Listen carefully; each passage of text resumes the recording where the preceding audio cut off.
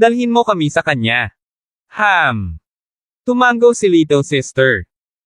Sa taong ito, ang Little Sister ay nabawasan ng makabuluhang timbang, napakaraming bagay ang nangyari sa taong ito, ang insidente ni Lance ay kasing lubha ng asawa ng kanyang master teacher, at buong araw siyang lumuluha.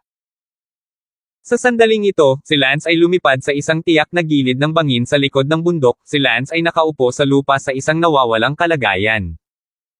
Ito ang lugar kung saan gustong-gusto niyang pumunta para magsanay ng martial arts. Hindi alintana kung may iba pang itinago si Song Dingtian sa lahat, tama siya, ang ugat ng lahat ay si Lance ang mamamatay tao, at doon, hindi makapagtalo si Lance. Master, ako ang nanakit sa iyo. Bakit?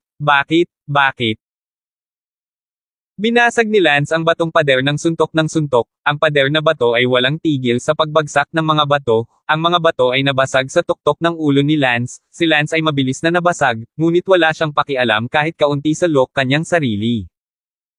Hindi nagtagal, lumipad si Mason at ang iba pa. Senior Brother Wind. Ang mga guro at kapatid ay abala sa paglipad. Umiyak si Little Sister, Brother Wind, anong nangyari sa iyo, napakaraming dugo ang nawala sa iyo. Gusto ni Little Sister na bendahan si Lance, itinulak ni Lance si Little Sister at sinabing, huwag mo akong ubusin, hayaan mo akong mamatay. Tanong ni Mason, Brother Wind, may tinanong ka ba sa lugar ng headmaster? Oo, tinanong mo kung may lumabas dito, kaya sabihin mo sa akin. Napatingin ang lahat kay Lance. Mapait na ngumiti si Lance, ano pa bang itatanong, ako ang pumatay kay Master. Kuya Wind, ano ba yung pinagsasabi mo, anong klaseng kasinungalingan ang sinabi sa iyo ng Palm Master para sisihin mo ng husto ang sarili mo? Nabulunan si Lance, tama siya, nagsimula ang lahat dahil sa akin. Brother Wind, hindi mo ba masasabi sa amin kung paano namatay si Master? Nag-aalala si Little Sister. Sinabi ni Lance, noong araw na iyon sa Martial World Conference, pinatay ko ang Alay Master, at bilang karagdagan sa Alay Master, pinatay ko rin ang 7 o 8 sect realm powerhouses. Sinabi ni Song Dingtian na pinatay ko ang napakaraming powerhouse ng sekta. Na naging dahilan ng pag-target ng mga powerhouse ng sect na iyon sa Divine Dragon Sect, kaya ang Divine Dragon Sect ay kinubkob ng mga powerhouse ng sect na iyon, ganyan si Master. Ngumuso si Mason, Brother Wind, naniniwala ka ba sa sinabi ng guro? Hindi ako naniniwala, pero kung ganoon nga, bakit hindi sinabi sa atin ng headmaster, at bakit niya ito itinago sa asawa ng kanyang guro? Tama, wala talagang saysay. Tumingin si Lance kay Mason, sa tingin mo rin ba may tinatago? Sigurado. Pero wala akong maisip, wala namang paraan na nagsanib puwersa ang guro at ang iba pang mga tiyuhin para patayin ang guro, di ba? Wala naman talagang motibo para dito, kaya sa huli, may kinalaman pa rin sa pagpatay ko sa mayor. Mga paksayon, at sa huli, ang ugat ng lahat ay nasa aking isipan pa rin. Sabi ng ikalimang senior brother, kalimutan mo na, 1 taon na, ano pa ang silbi ng pag-iisip dito, ang susi ngayon ay kung saan nagpunta si Xiniang, hindi ko man lang mahanap si Xiniang. Nagtanong si Lance, halos 1 taon na siguro simula noong bumaba si Xiniang ng bundok para hanapin si Master, hindi ba ninyo siya hinahanap? Siyempre hinanap namin, tinanong namin ang buong matuwid na alyansa, bawat sekta, at walang nakakita kay Tita Sineang, para siyang nawala sa hangin. Umiling si Little Sister at sinasabi sa akin ng aking intuition na malamang na nasaktan si Tita Sineang. Sinabi ni Mason, Brother Wind, ang iyong mga kasanayan sa martial arts ay malakas, nakakagulat na hindi mo maitatanong ang katotohanan mula sa headmaster, kung gayon bakit hindi ka pumunta at hanapin si Uncle Bao, na pumunta sa martial arts conference noong araw na iyon, at si Uncle Bao, na ang martial arts skills ay hindi kasing husay ng sa iyo, maaari mo siyang pilitin na sabihin ang totoo. Mabuti. Agad na pumunta si Lance sa tirahan ni Uncle Bao. Si Uncle Bao ay isang mid-ancestor realm na tao, si Lance ay ngayon ay lubos na kumpiyansa sa pakikitungo sa isang mid-ancestor realm. Ang kasalukuyang lakas ni Lance ay may kakayahang labanan ang isang yumaong Zhangxi nang hindi sinimulan ang lifeblood concealment, ngunit isang labanan lamang ay hindi sapat upang talunin ang isang yumaong Zhangxi. Tito Bao. Wind Lightning? Anong ginagawa mo dito, hinahanap mo ako? Tumingin si Uncle Bao kay Lance, at sa grupo ng magkakapatid na nasa likod ni Lance. Nagtanong si Lance, Uncle Bao, mayroon akong ilang katanungan na gusto kong itanong sa iyo, at sana ay sasabihin sa akin ni Uncle Bao ang totoo. Alam ko kung ano ang gusto mong itanong. Kung alam mo, sabihin mo sa akin. Hindi ko sasabihin sa iyo dahil, walang saysay na sabihin sa iyo, kahit para sa akin, para sa Divine Dragon Sect. Galit na galit si Lance, Tito Bao, hindi masama ang relasyon sa iyo ng aking amo, kaya bakit mo itinatago ang katotohanan? Sorry, hindi naman sa kailangan kong itago, pero kailangan, kahit na dismayado ako. Sinabi ni Mason, ang pagkamatay ni Master ay talagang isang bagay na itinatago. Pinatay ni Lance si Master Bao gamit ang isang espada, at agad siyang bumangon upang lumaban. Wow! Sa sandaling itinaas ang espada sa kamay ni Uncle Bao, natanggal ito ng espada ni Lance, na parang walang panlaban. Naramdaman na lang ni Uncle Bao na ang swordsmanship ni Lance ay walang katumbas na galing, napakatalino na para bang hindi siya makaabante ng kalahating punto bago niya kinuha ang espada. Ang mga kapatid ni Lance ay napakamasamba nang makita nilang napakadali ni Lance na natalo si Uncle Bao, ngunit syempre, wala sila sa mood na sumamba sa ngayon. Sabihin, ano ba talaga ang tinatago ni Song Dingtian? Itinuro ni Lance sword ang lalamunan ni Uncle Bao at nagtanong. Papatayin mo ako. Mukhang bigo ang mga mata ni Uncle Bao. Hindi mo akalain na hindi ako mangangahas. Wala na akong pakialam sa buhay o kamatayan, nabigo na ako sa jangho na ito. Walang Diyos ang mga mata ni Uncle Bao. Sa tingin mo ba mapipigilan ko ang paghabol sa iyo kapag sinabi mo iyon? Wala akong masabi sa'yo. Okay, then I'll ask you.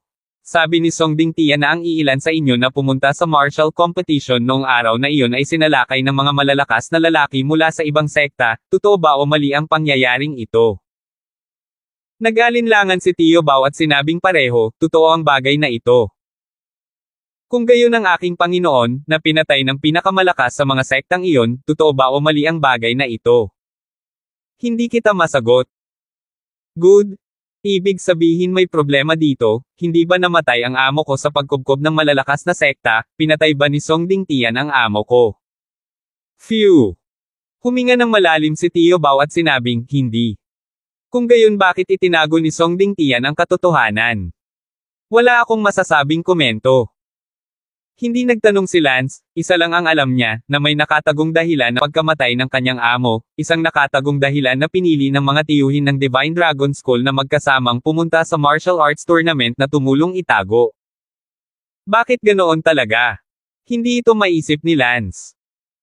Ibinaba ni Lance ang espada mula sa lalamunan ni Uncle Bao at nagtanong, Tito Bao, mayroon akong huling tanong na gusto kong sagutin mo. Sinabi sa akin ni Song Dingtian na ako ang pumatay sa aking Panginoon, at ang pagkamatay ng aking amo ay dahil sa ako, tama ba? Sinabi ni Uncle Bao, paano ito intindihin, masasabi mong oo o hindi, sa isang salita, ang puso ng tao ay talagang nakakatakot. Ang puso ng tao ay kakilakilabot.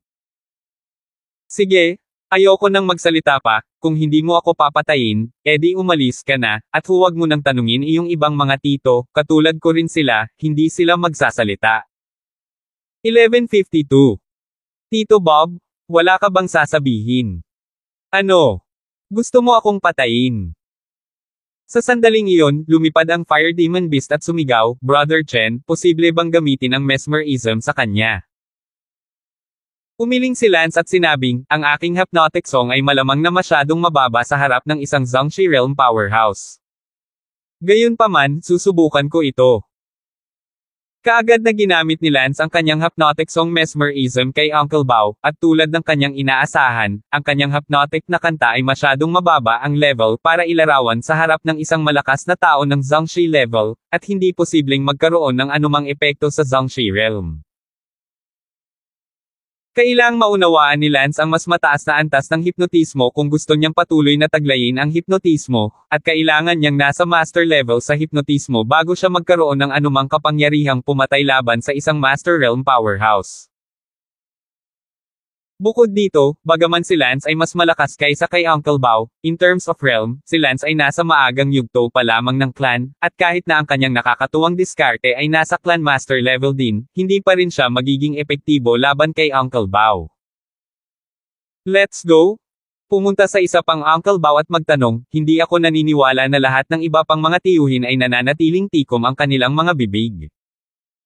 Si Lance ay tumalikod at naglakad palabas ng bahay ni Uncle Bao. Sumigaw si Tio Bao sa likuran niya, "Wind Lighting, huwag mong sayangin ang iyong lakas." Uncle Bao, sa tingin mo ba ay matatag ang Divine Dragon Sect?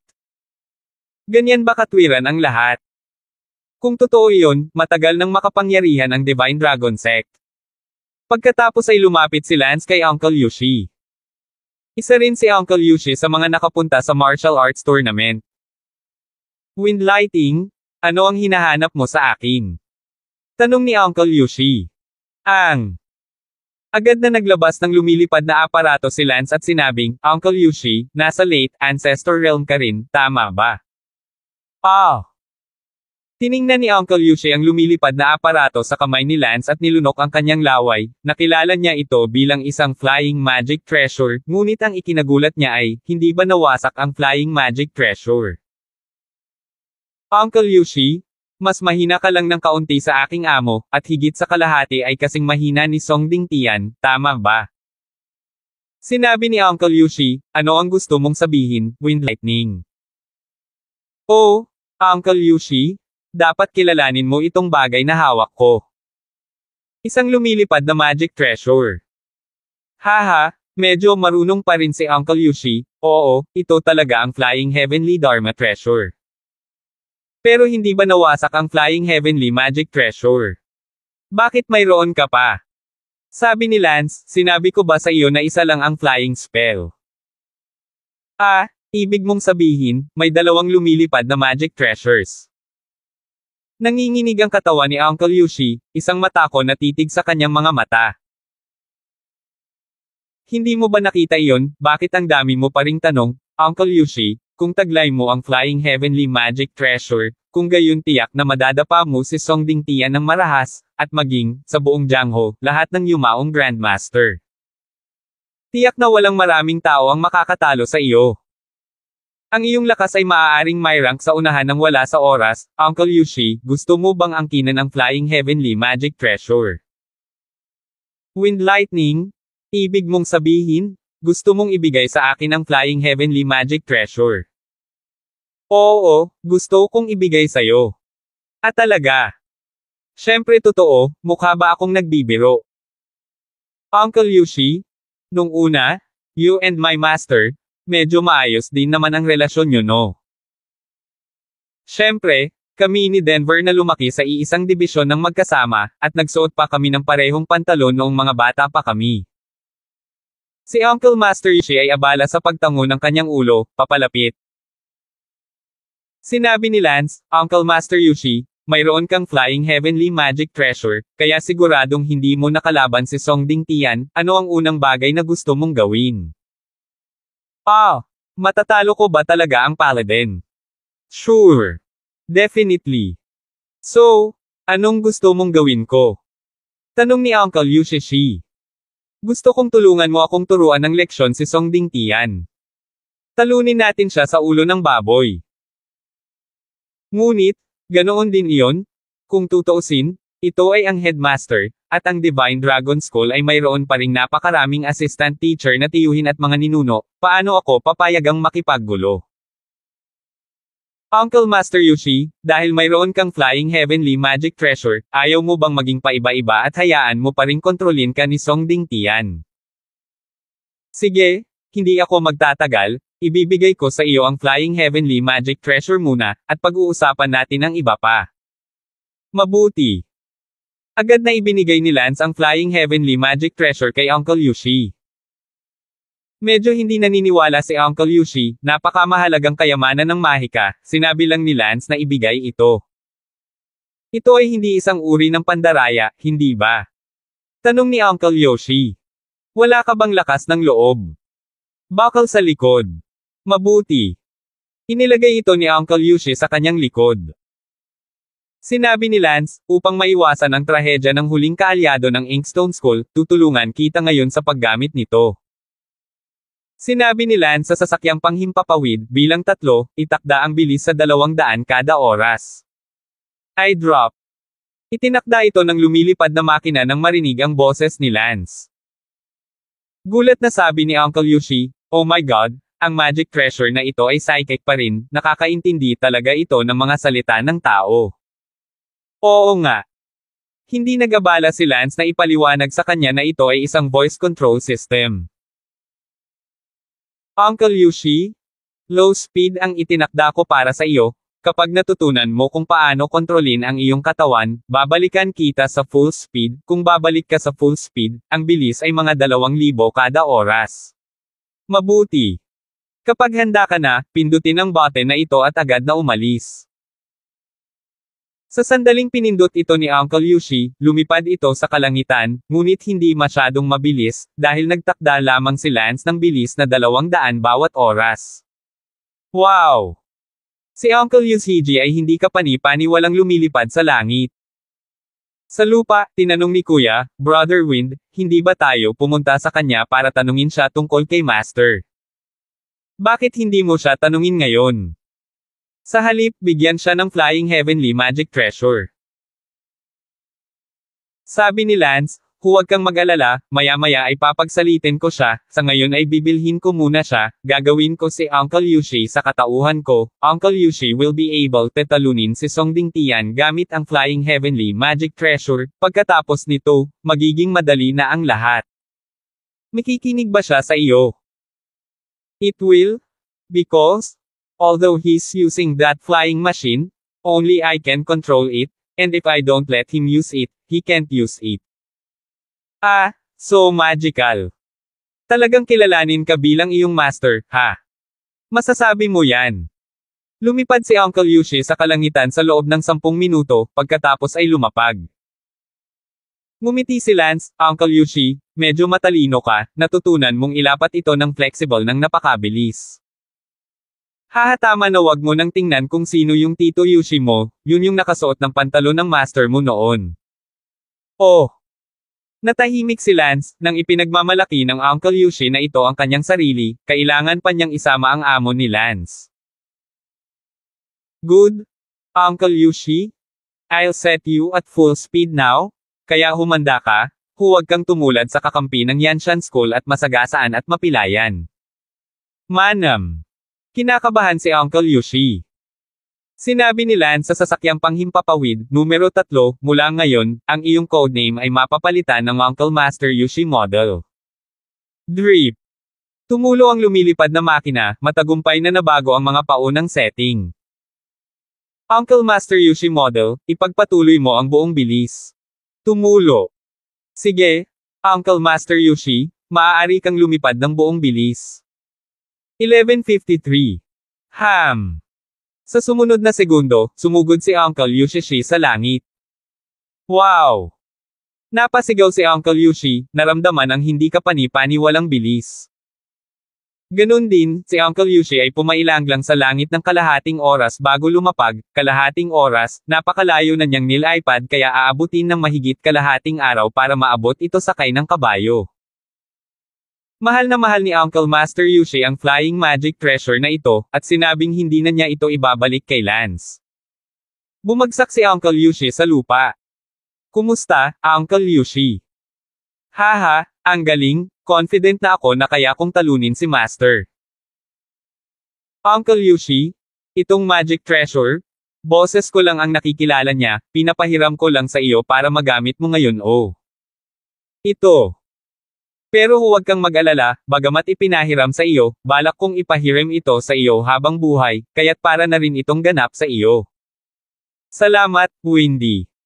Oh, you're welcome, Uncle Yoshi. Maaari mo bang sabihin sa akin kung paano namatay ang aking amo? Tanong ni Lance. Nag-isip sandali si Uncle Yushi at sinabing, sige, sasabihin ko sa iyo, hindi ako natatakot kay Song Dingtian ngayon, kaya hindi pa rin tiyak kung sino ang magiging headmaster sa hinaharap. Sabi mo. Pagkatapos ng martial arts conference na iyon, bagamat kinubkob kami ng ibang mga sekta, ang kanilang pagkubkob ay hindi masyadong malakas, sila ay naglalabas lamang ng kanilang kawalang kasiyahan, ito ay hindi nakamamatay sa lahat. Sa aming pagbabalik, sa halip, sina Song Dingtian at Denver nagkaroon ng ilang digmaan at pag-aaway. Mahusay na digmaan. Oo. Nararamdaman ni Song Dingtian na napakalakas mo, natatakot ako na may kinalaman ito sa iyong background, noong sinundo ka ng amo mo noon, may dala siyang bag, at sa bag ay may mga damit. Pilak, mga itik at iba pa. Alam din ito ni Song Dingtian, ngunit sa oras na iyon, walang masyadong nag-isip tungkol dito. Para hilingin kay Kuya Denver na ibigay ang bag na dinampot niya noon at ibigay sa kanya para pag-aralan. Desidido ang iyong Panginoon na huwag itong ibigay sa kanya, sinabi ng iyong Panginoon na may sulat lamang ang bag na iyon, at hindi niya gagawin. Sabihin mo kung ano ang nilalaman ng sulat, ang iyong Panginoon ay isang taong may prinsipyo, naisip niya na ang sulat ay iyong gamit, at ang mga tagalabas ay walang karapatang malaman. Kaya, inis na inis si Song Dingtian sa iyong Panginoon, lalo pa niyang naisip na may isang bagay sa sulat na iyon, na ang iyong Panginoon ay may magandang bagay na hindi niya naibahagi, kaya't sila ay nag-away ng ilang araw at nagkaroon ng ilang away. Ito bagay, hindi ko alam kung paano, nakita ng isang dumaan na Ancestor Great Perfection Level na malakas na lalaki, at ang Ancestor Great Perfection Level na malakas na lalaki na iyon ay nag-isip na may magandang bagay, kaya kinuha niya ang iyong master, at gusto rin niyang iabot ng iyong master. Sa sikreto. Ganito lang, kung ano ang orihinal na gawa-gawang bagay, gumawa ng gulo na para bang ito ay totoo, pagkatapos ang iyong Panginoon ay kunin ng Zhangxi Grand Perfection na iyon, walang balita, ang tagal na niyang hindi bumalik, natatakot ako. Patay na siya. Song Dingtian, itong anak na babae. Galit na galit si Mason. Nagtanong si Lance, sino ang Ancestral Master Great Perfection na iyon na nakakuha ng master ko? Ewan ko dyan, alam mo rin na yung Ancestor Perfection at Great Perfection level powerhouses ay bihirang magpakita ng mukha, wala ni isa sa atin ang magka-level, marami sa kanila ang hindi natin kilala, at hindi natin alam. Saang sekta sila nagmula, o kung wala silang sekta? Dinurog ni Lance ang pader sa galit. Itong kantang Dingtian. Gayunpaman, tama nga ang hula ni Song Dingtian, si Lance mismo ang nag-isip na ang natatakot ako na hindi gaanong simple ang kanyang pinagmulan, dahil natutunan ni Lance ang lifeblood hidden mula sa pre-memory ng 5 taong gulang na iyon. Ang isang martial skill ng ganitong antas ng lifeblood concealment ay tiyak na hindi simple, at si Lance mismo ay nag-isip na siya ay hindi simple, kaya't ang katotohanan na si Song Dingtian ay naghihinala sa kanya kahit papaano ay nagpakita na siya ay medyo matalino. Siyempre, inisip ni Uncle Yushi at ng iba pa na ito ay gawa-gawa lamang, at kung ikukumpara, si Uncle Yushi at ang iba ay hindi kasing unawa ni Song Dingtian. Kaya, pagkatapos naming bumalik sa sekta, hindi na bumalik si Denver, dumating ang asawa ng iyong guro at ang iba pa upang magtanong, ngunit paanong si Song Dingtian ay maglakas loob na sabihin sa sinuman, hindi siya nang ahas na sabihin na siya ay pinatay ng isang pagkubkob ng ibang sekta, dahil malalaman natin kung totoo ito o hindi kung pupunta tayo para i-verify ito, kaya hindi na nagsalita si Song Dingtian, at binalaan tayo niya na huwag magsabi ng kahit ano. Itong anak na lalaki, Uncle Yushi, binigyan kita ng Flying Heavenly Magic Treasure, oras na para turuan mo ng leksyon si Song Dingtian. Ito. Ano? Hindi mo na ba gusto ang Flying Heavenly Magic Treasure? Ayaw mo na maging master? Sa tingin mo ba ang ugali na ito ni Song Dingtian ay karapat-dapat na maging headmaster? Tumango si Uncle Master Yushi, sige, hahanapin ko siya, hindi ko siya masyadong gusto, hindi siya masyadong magaling sa pagiging tao. Sana, hindi ako paalisin ng mga assistant teacher na tiyuhin sa sekta. Huwag kang mag-alala, hindi nila gagawin, dahil, malamang na nakagawa ng malubhang krimen si Song Dingtian. Ano ang ibig mong sabihin? Sinasabi mo bang sinaktan ni Song Dingtian si Denver dahil sa isang gawa-gawang kwento? Ang bagay na ito ay alam ng lahat ng mga katulong sa dibisyon. Ang iyong master ay nahuli ng isang master great perfectionist. Ang bagay na ito ay hindi maaaring masisi si Song Dingtian, hindi inaasahan ni Song Dingtian na makikita siya ng isang master great perfectionist ng nagkataon. Hindi. Asawa ito ng aking guro, bumaba ng bundok ang asawa ng aking guro upang hanapin ang aking Panginoon, at pagkatapos ay nawala siya sa hindi malamang dahilan. Kung hindi ako nagkakamali, ang asawa ng aking guro ay nasa Divine Dragon Sect pa rin. Sabi ni Lance. Ano? Ang asawa ng aking guro ay nasa Divine Dragon Sect pa rin. Nagulat ang mga kapatid ni Lance. Tama. Bakit mo naman nasabi? Hindi ba nahuhumaling si Song Dingtian sa aking pinanggalingan noon? Gusto mo bang malaman ang misteryo ng aking pinagmulan sa aking masters?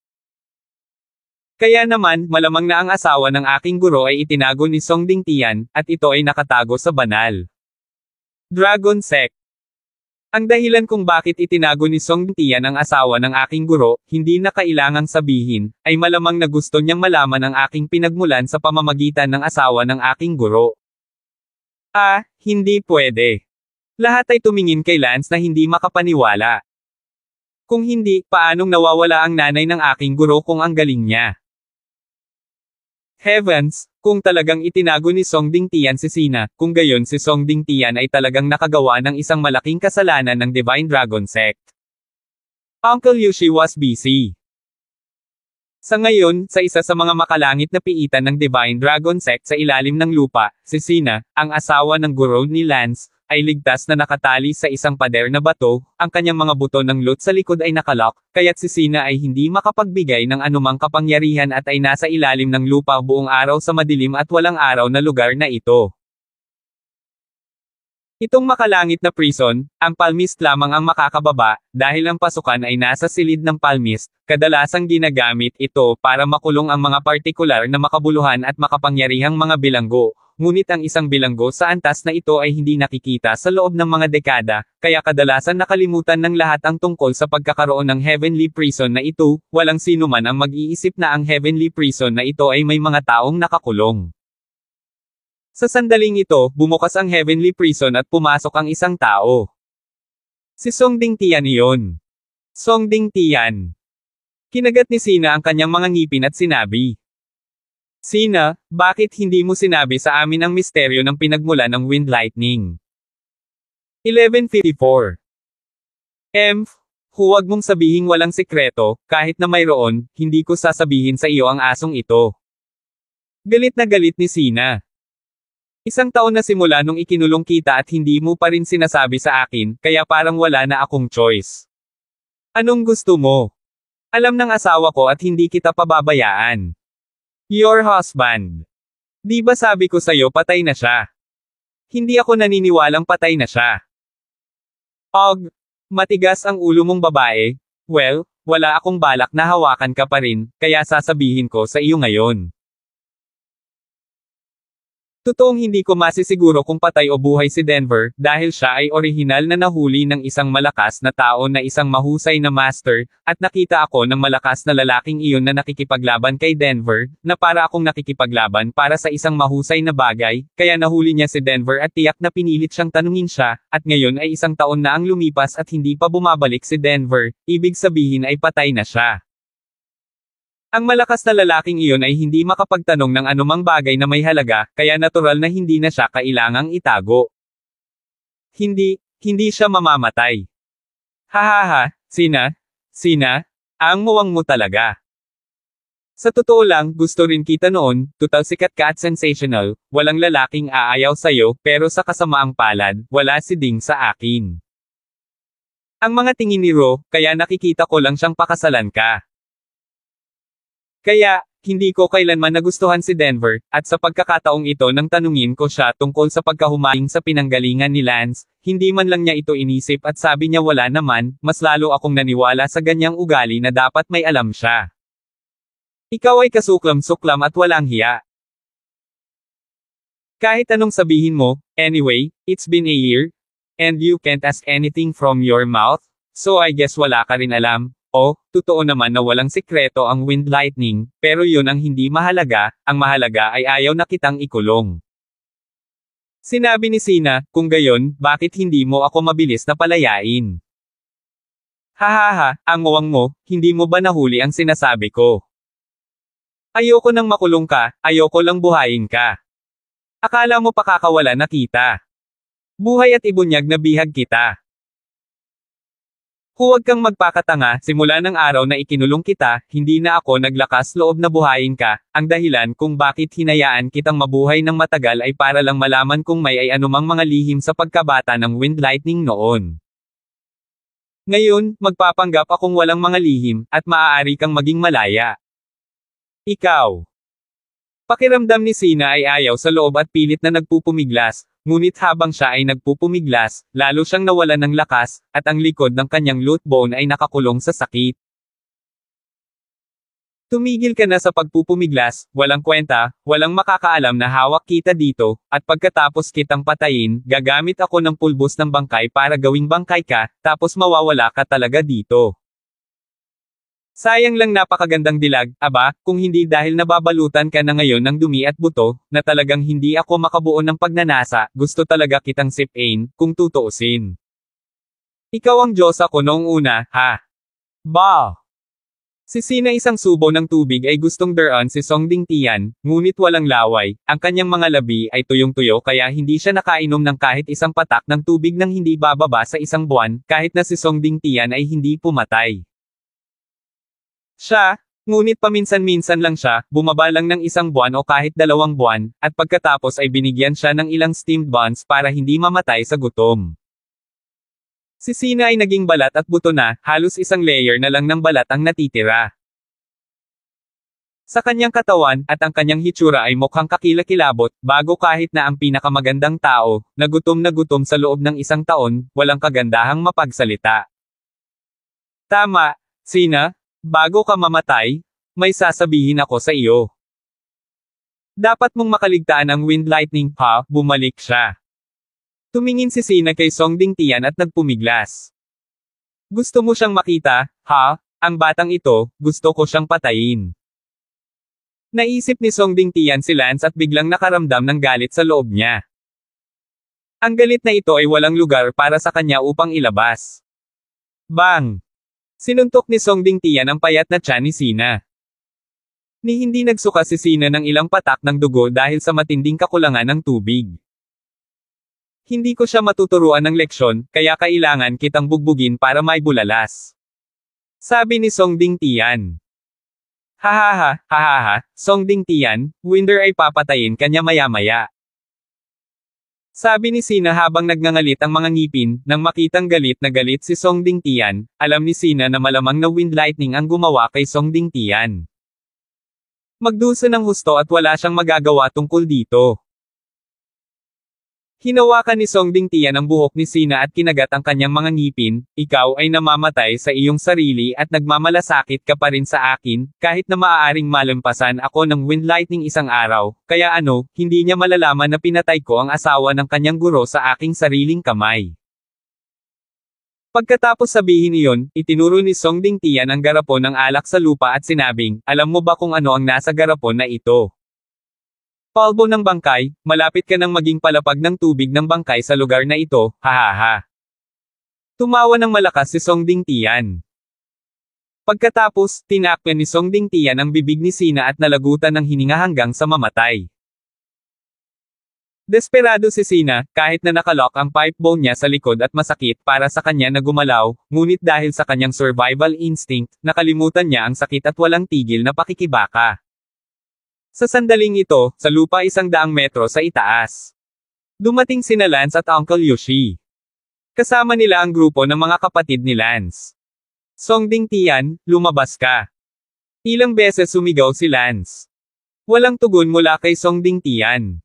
Bang! Sinipa ni Lance ang pintuan ng patio ni Songding Tian. Wala rin doon. Sabi ni Uncle Yoshi, wind lighting, bakit hindi ka muna bumalik? huwag kang mag-alala, siguradong lalabanan ko si Songding Tian, gusto ko rin malaman kung paano ko natalo si Songding Tian matapos angkinan ang Flying Heavenly Magic Treasure. Nagtanong si Lance, Uncle Yushi, mayroon bang lugar sa ating Divine Dragon Sect na walang pinupuntahan? Ito, sa tingin ko ay hindi, ang Divine Dragon School ay masyadong pamilyar dito, bawat lugar ay binisita ng isang tao. Nagtanong muli si Lance, Uncle Yushi, kung ikaw si Songding Tian at nahuli ang asawa ng aking guro, saan ka magtatago? Natigilan si Uncle Master Yushi, tila ginaising ni Lance at may naalala. Tito Yushi, may naisip ka ba? May isang lugar, ito ay ang Heavenly Cauldron sa ilalim ng bahay ng punong guro. Ang Heavenly Cauldron na ito ay may hawak na napakalakas na mga bilanggo, ngunit ang isang bilanggo sa antas na ito ay hindi nakakita ng isa sa loob ng mga dekada, kaya karaniwan itong walang laman. Abalang sinabi ni Lance, dapat dito, dapat dito. Uncle Yushi, saan ang pasukan sa Heavenly Cauldron na ito? Ito, dapat nasa kwarto ng Palm Master. Agad na pumunta si Lance sa silid ni Songding Tian, at nakakita nga ng isang mekanismo, kung saan ang isang pader ay orihinal na lumipat sa magkabilang gilid, pagkatapos ay nagpakita ng isang hagdanan na pababa. Haha, tere na, bumaba ka at tingnan mo. Sabi ni Lance. Ang lahat ay nagmamadaling bumaba pagkatapos ni Lance, kung mas nakatago ito, mas malamang na iniisip ito ni Lance. Sumunod din si Uncle Yushi. Sa sandaling ito, sa 100 metrong malalim na piitan sa ilalim ng lupa. Si Sina ay hindi na gumagalaw, ang kanyang buong katawan ay nakalawit na walang magawa sa pader na bato, tulad ng isang inihaw na itik na nakasabit sa isang kawit, mukhang lubhang nakakatakot. Ngumuso si Songding Tian, pumalakpak ang kanyang mga kamay, at sinabing, masarap mamatay, ngunit ngayong narito na ang hangin, mas mabuting harapin ng maaga ang problemang ito upang hindi magdulot ng anumang komplikasyon. Sinabi ni Songding Tian, inilipat ang garapon ng alak na nakalagay sa lupa sa tabi niya, pinunit ang selyo, at naghanda na ibuhos ang pulbos na bumubuo ng bangkay sa katawan ni Sina, upang siya ay maging puddle ng dugo ng walang bakas, tunay. Isang mahalagang produkto para sa pagpatay sa bahay. 11:55. Tumigil ka. Nang iwiwisek na ni Songding Tian ang pulbos na bumubuo ng bangkay sa kanyang mga kamay sa katawan ni Sina, si Lance ay sumugod sa Heavenly Prison na parang bug zone ng hangin. Og! Natigilan si Songding Tian, tila hindi siya makapaniwala sa isang sandali kung paano maaaring narito si Lance, at sa sandaling siya ay natigilan, ang pulbos na bumubuo ng bangkay sa kanyang kamay ay biglang inagaw ni Lance. Nahulaan na ni Lance na ang bote ng alak na iyong gamit ay ang pulbos na bumubuo ng bangkay. Sa sandaling iyon, pumasok din si Uncle Yushi sa Heavenly Prison. Nakita ni Uncle Yushi ang hindi gumagalaw na si Sina sa isang sulyap at nakaramdam siya ng hindi makapaniwala, naisip niyang kalokohan ang sinasabi ni Lance na nahuli ni Songding Tian si Sina, ngunit hindi niya inaasahan na totoo ito. Tita Sina. Agad na sumugod si Lance at iniligtas si Xiniang. Gayunpaman, hindi na humihinga si Xiniang. Gayunpaman, si Xiniang ay malinaw na namatay lamang sa loob ng ilang minuto, hindi 2 minuto ang nakalipas, at napakasimple para kay Lance na gumamit ng Resurrection from the Dead technique, kasing simple ng artificial na paghinga, ng ibang mundo, na sa katunayan ay pareho. Bagay. Hindi nagtagal, si Little Sister at ang iba pa ay nagmamadaling bumaba, at bigla na lang, ang buong Heavenly Prison ay napuno ng mga tao. Nagulat si Songding Tian doon. Tumingin si Uncle Yushi kay Songding Tian at sinabing, Master Teacher, baka ito na ang huling beses na tatawagan kitang Master Teacher. Orihinal na sinabi ni Wendy na malamang ikaw ang nagtago kay Sina, hindi ako naniwala, pero hindi ako naniniwala. Huwag mong i-expect na ikaw talaga yon. Hahaha, hahaha. Malakas na tawa ang pinakawalan ni Songding Tian, nabunyag na ang bagay na iyon at tila naging malungkot siya. Master Ina. Tita Sineyang. Agad na umakyat ang mga kapatid ni Lance at pinalibutan si Tita Sineyang. Sabi ni Lance, kamamatay lang ni Xiniang, hindi pa huli ang lahat para gamitin ang Resurrection from the Dead technique, pero wala akong pilak na karayom, sino sa inyo ang mayroon? Agad na naglabas ng showgirl si Lance, dala ko. Mabuti, bigyan mo ako ng mabilis. Si Lance ay abala. Gayunpaman, hindi ito ibinigay ni Little Sister kay Lance, at si Lance ay tumingin kay Little Sister na may pagtataka. Sabi ni Little Senior Sister, Brother Wind, mas mabuti para sa akin. Natigilan si Lance, sa kanya lang naalala na ang mga medikal na kasanayan ni Little Sister ay higit na mataas kaysa sa kanya, kasama si Little Sister, paano kailangang gawin ni Lance ang anumang bagay. Fine, you come. Si Lance ay abala sa pag-iwas at pag-resuscitate sa kanyang tiyahin sa Little Sister. Sa kabilang mundo si Lance ay palaging gumaganap bilang isang banal na manggagamot, halos nakakalimutan na silang lahat ay nakabalik na ngayon, sa mundong ito. Ang mga medikal na kasanayan ni Lance ay hindi nangangahulugang mas mahusay, kahit papaano ang medikal na background ni Little Sister ay higit na mataas kaysa kay Lance. Hindi rin napigilan ni Song Dingtian si Lance at ang iba pa na iligtas si Sina, ang kanyang mga mata ay nagpapakita ng layuning pumatay.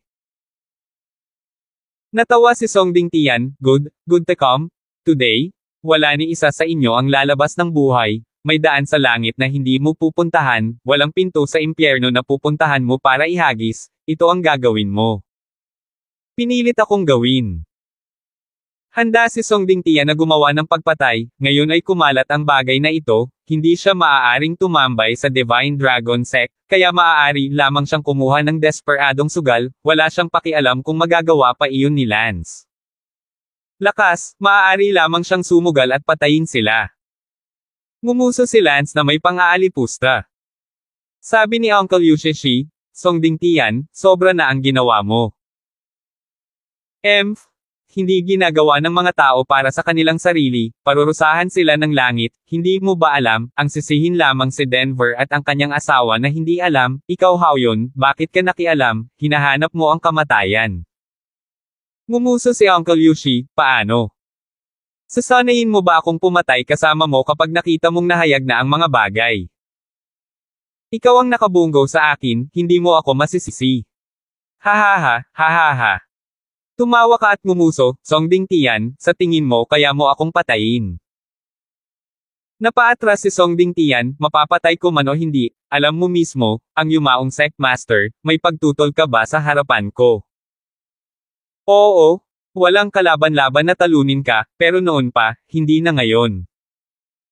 Naghahanap ng kamatayan, pagkatapos ay papatayin mo na kita. Sumugod si Song Dingtian patungo kay Uncle Yushi. Sa isang iglap nagpalitan ng suntok ang dalawa. Labis na nanlumo si Uncle Yushi sa sandaling ito dahil napakaliit ng espasyo rito, mahirap samantalahin ang lumilipad na makina, at kung magpapatuloy ito, tiyak na matatalo siya. Sa kabilang panig ng Heavenly Prison, gumamit lamang si Little Sister ng ilang tahi para magising si Sina. Kailangang mamangha si Lance, si Little Sister ay karapat-dapat na maging Little Sister, kung si Lance, ang kanyang buong katawan ay mapupuno ng mga karayom, at pagkatapos ay tinatayang aabot ito ng 4 hanggang 5 minuto, o mas matagal pa. Little Sister, sa kabilang banda, nagkaroon lang ng ilang tahi, at wala pang 30 segundo ay muling tumibok ang kanyang puso. Kailangang bumantong hininga si Lance, ito ang pagkakaiba. Tita Sina, kumusta ka? Si Lance at ang iba ay abala sa pagtatanong. Binuksan ni Sina ang kanyang mga mata. Tita Sina. Winder, Rare, nandito kayong lahat, patay na ba ako? Tita Sina, buti na lang at dumating kami sa tamang oras para pigilan si Song Dingtian, sinakal ka lang ni Song Dingtian at ginamit ni Little Sister ang Resurrection from the Dead technique para iligtas ka. Abalang sabi ni Lance. Oo, Junior Sister, minsan tinuruan mo kami ng medical techniques, ngayon, ginamit namin ang medical techniques na itinuro mo sa amin para iligtas ka. Sabi ni Mason. Hindi ako patay. Ang asawa ng guro ay tila napakahina, kahit na siya ay nailigtas, ngunit pagkatapos ng lahat, siya ay namatay ng 1 beses, at sa taon ng pagpapahirap, ang kanyang mga buto ay manipis at payat, at siya ay nasa dulo na ng kanyang lubad. Kuya Wind, ibalik muna natin sa lupa si Shinisan at alagaan. Mabuti. Binuhat ni Lance ang asawa ng kanyang guro at sinabi kay Uncle Yushi, Uncle Yushi, umaasa sa iyo si Song Dingtian. Nilalabanan ni Uncle Yushi si Song Dingtian sa sandaling ito, dahil hindi ginagamit ang bentahe ng flying machine, na nagpapabagal sa kanyang pagkatalo kay Song Dingtian, ngunit kahit na hindi ganap na magamit ang kalamangan, ginawa nitong halos kapantay ni Uncle Yushi si Song Dingtian. Nainis si Song Dingtian na si Yu Haoyun, na kadalasang walang kapantay sa kanya, ay talagang nakikipag-away sa kanya ngayon. Bakit ganito? Nakita ni Song Dingtian na nailigtas ni Lance at ng iba pa si Sina at handa nang bumalik sa lupa, kaya tensyonado siya at nabalisa sa loob, at huli na siya sa pagtalo kay Yu Haoyun, at sa loob niya. Hindi na may salaysay ang depresyon. Natawa si Yu Haoyun, Song Dingtian, nalilito ka ba na ako, na hindi mo naman kalaban noon, ay biglang netali sa'yo. Aba, sasabihin ko sa'yo, dahil dito. Tumalikod ka Haoyun, pinayagan si Song Dingtian upang makita ang lumilipad na magic treasure. Nagulat si Song Dingtian, ang flying heavenly magic treasure na pinangarap niya noong una, ay lumitaw sa likod ni Yu Haoyun. Ikaw, paano mo nakuha ang flying heavenly magic treasure? Gulat na tanong ni Song Dingtian. Ito ay ibinigay sa akin ng Wind Lightning. Sabi ni Yu Haoyun. Imposible, ang flying heavenly magic treasure ay nawasak. Hindi makapaniwalang umiling si Song Dingtian. Dinala ni Lance ang asawa ng kanyang guro sa kanyang likod at lumipad patungo sa pasukan ng Heavenly Prison habang si Song Dingtian ay nakatulala. 10:56. Si Mason at ang iba ay abala rin sa paglipad palabas. Sinabi ni Lance, mabilis kayong pumunta sa lupa, kung sakali. Mabuti.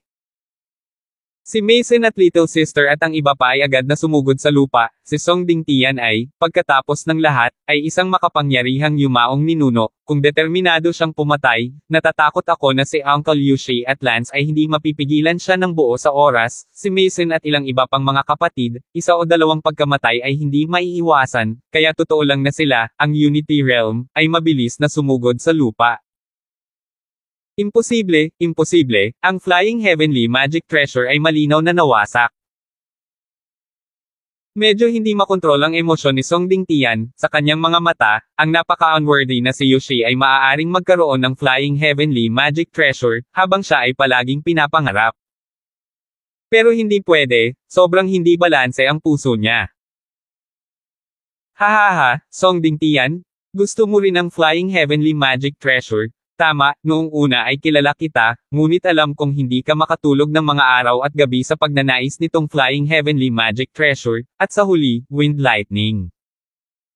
Hindi pa rin binigay sa'yo ni Cloud, ang galit na iyon sa puso mo Ang huling nawasak sa Yanshan School ay isa lang sa kanila, at sinabing mayroon siyang kahit 50, at ng oras na. Dumating, lahat ng sumunod sa kanya, o kamag-anak niya, ay bibigyan ng isa. Song Dingtian, sayang wala kang pagkakataon, na hinahayaan kang magkaroon ng masamang pag-iisip, laging iniisip itong mga baluktot na ideya, at hindi tinatahak ang mabuting landas. Kung hindi, sa pagkakakilanlan ng iyong punong guro, ang Windlight Cloud ay tiyak na magbibigay sa iyo ng isa, awa. Sumirit si Song Dingtian, sa totoo lang, nang marinig niyang sinabi iyon ni Yushi, medyo nagsisi si Song Dingtian sa loob, kung nalaman niya na si Lance ay may napakaraming flying heavenly treasures, hindi niya dapat siya sinaktan noong una. Ngayon, buti na lang nagawa pa niya ang felony ng division. Kinagat ni Song Dingtian ang kanyang mga ngipin at sinabing, kamatayan, gusto kong mamatay kayong lahat. Ngumuso si Yushi, patayin mo ako kung kaya mo. Agad na sumugod si Yushi sa lupa.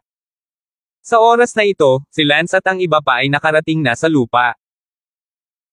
Pagdating sa lupa, agad na sigaw si Mason at ang iba pa, may tao, pumatay ng tao, may pinatay si Song Dingtian, dali-dali. Ang mga sigaw ay kumalat sa iba't ibang lambak pataas at pababa ng Divine Dragon Sect. Ang mga tiyuhin na nakarinig ng sigawan, pati na rin ang mga disipulo, ay sumugod, lalo na ang mga tiyuhin ng Ancestor Realm na nakatira ilang daang metro sa malapit, at dumating sa isang kisap mata. Anong sigaw? Galit na saway ng isa sa mga tiyuhin. Uncle Wang, grabe, may pinatay si Song Dingtian. Sa sandaling iyon, nakita ng isa sa mga tiyuhin si Sina sa likod ni Lance at sinabing nabigla, hindi ba ito si Sina? Hindi ba siya nawawala? Uncle Yushiyu? Ang asawa ng aking guro ay banihag ni Song Dingtian at itinago sa ilalim ng langit na piitan, buti na lamang at mabilis kaming nakarating, kung hindi, ang asawa ng aking guro ay ginawa niyang dugo. Ngayon si Song Dingtian ay nasa Heavenly Dungeon pa rin, nanginginig kay Uncle Yushi, at gusto niyang patayin si Uncle Yushi. Ano? Paanong posible iyon? Laking gulat ng 12-dosenang mga taong dumating na. Sa sandaling ito, kumatok ang pintuan ng silid ni Song Dingtian at isang tao ang nagmamadaling lumabas, si Yushi iyon. Si Yushi ay nagmamadaling lumabas ng may labis na kagalakan, ngayon na sa wakas ay magagamit na niya ang kanyang buong flying machine advantage, hindi na si Song Dingtian ang kanyang kalaban. Sa sumunod na sandali, sumugod din si Song Dingtian palabas. Pagkatapos magmadaling lumabas si Song Dingtian, nakita niya ang magkakapatid na Divine Dragon Sect sa lahat ng dako, at alam niyang sa wakas ay nawala na sa kanya ang lahat.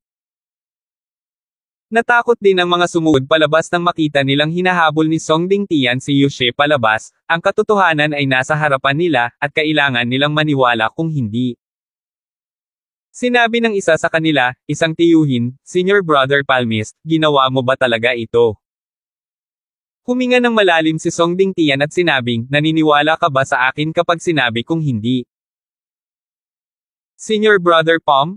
All along? We have always thought of you as the greatest, everything is on your command, but I never thought that you would do such thing. Hahaha, everyone, no need to say more nonsense, let's go together. Sabi ni Song Dingtian. Sa pagkakataong ito, napangiti si Uncle Yushi, hindi na kailangan, para harapin ka, saan ba kailangan sumama, sapat na akong mag-isa, ngayon lang sa lupa, limitado ang espasyo, hindi ko masamantala ang paglipad. Magic treasure? Pero ngayon? Hehe? Song Dingtian? Ipapakita ko sa iyo kung ano ang lakas. Pagkatapos sabihin iyon, si Uncle Yushishi ay sumugod kay Song Dingtian. Pagkatapos ay nakipaglaban si Song Dingtian kay Uncle Yushi sa puntong ito, nalaman lamang na ang lakas ng pakikipaglaban ni Yushi ay tumaas ng higit sa isang antas. Bang! Di nagtagal, si Song Dingtian ay sinampal ni Yushi. Hahaha, hahaha. Tumawa ka. Ang iba, gayunpaman, ay hindi makapaniwalang tumingin kay Yushi. Utos ni Lance, Uncle Yushi, huwag mag-aksaya ng oras kay Song Dingtian, bugbugin muna siya at pagkatapos ay igapos, nakagawa siya ng felony laban sa dibisyon, ibigay siya sa assistant ng division para harapin. Oo. Sa sandaling tumango si Yushi, agad siyang sumugod kay Song Dingtian. Medyo nataranta ang mga nanunood, bakit naging masunurin si Yushi sa sinabi ni Wind Lightning. At saka, paano tumaas ang lakas ni Yuhoyen?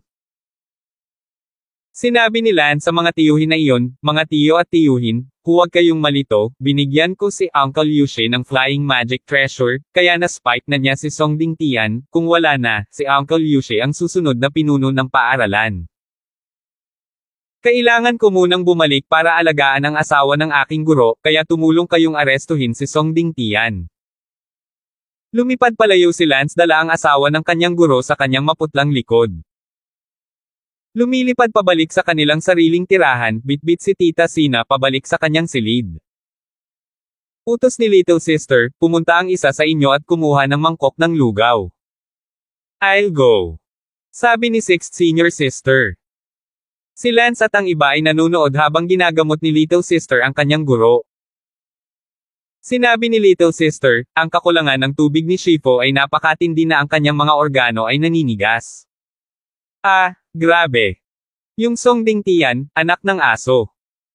Kinuha ni Little Sister ang pulso ni Tita Sina at sinabing, sa kabutihang palad, hindi inatake si Tita Sina.